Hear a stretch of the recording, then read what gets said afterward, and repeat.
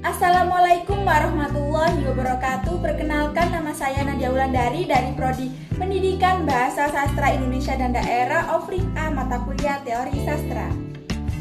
Nah, di sini saya akan membahas mengenai prosa rekaan dan juga bentuk dan struktur fisik prosa rekaan. Nah, apa itu prosa rekaan? Menurut salah satu tokoh yaitu Aminuddin, prosa rekaan ialah kisahan atau cerita yang diemban oleh pelaku-pelaku tertentu dengan peranan, latar, serta tahapan dan rangkaian cerita tertentu yang bertolak belakang dengan hasil imajinasi penulis atau kenyataan sehingga menjalin suatu cerita. Artinya dimaksudkan oleh pengarang sebagai prosa rekaan dan diterima oleh pembaca sebagai prosa rekaan dengan memperhatikan konvensi sastra, bahasa, serta budaya yang ada. Nah, selanjutnya ada bentuk dan struktur fisik prosa rekaan. Kita dapat membedakan puisi dan prosa. Prosa rekaan ialah kumpulan kata-kata yang dibentuk menjadi kalimat, sedangkan puisi ialah kumpulan kata-kata yang dibentuk menjadi baris. Prosa rekaan juga dimulai dengan huruf besar dan diakhiri dengan tanda baca, baik titik, tanya, maupun seru. Serta kalimat-kalimat dalam prosa berbentuk paragraf, bukan bait.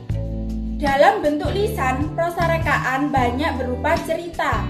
Nah, prosa rekaan dibagi menjadi dua, ada prosa lama dan juga prosa modern. Prosa lama banyak berupa cerita-cerita rakyat seperti legenda, dongeng, mitos, fabel, dan lainnya. Sedangkan prosa modern berupa roman, novel, novelet, dan juga cerpen.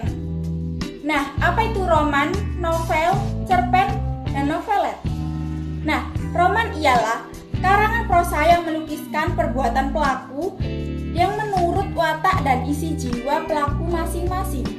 Lalu ada novel. Novel ialah karangan prosa yang panjang dan berisi ringkasan cerita-cerita kehidupan seseorang dan juga orang-orang di sekelilingnya dengan menonjolkan watak dan sifat pelaku.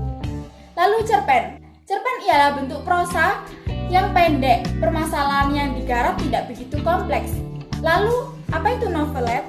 Novelet ialah bentuk antara novel dan cerpen.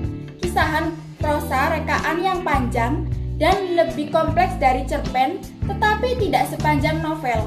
Jangkauannya terbatas pada suatu peristiwa, satu hikayat ataupun suatu keadaan.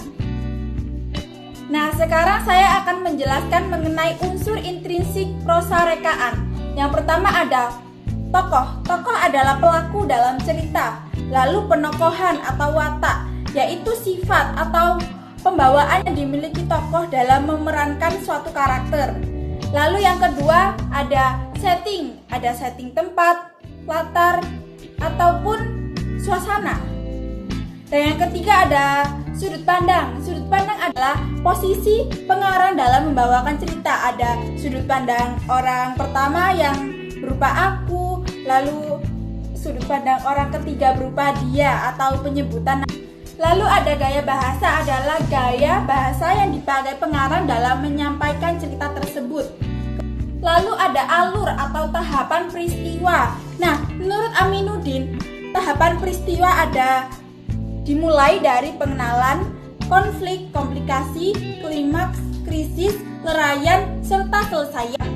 Nah, selanjutnya ada tema. Tema adalah inti atau pokok dari cerita yang akan dibawakan.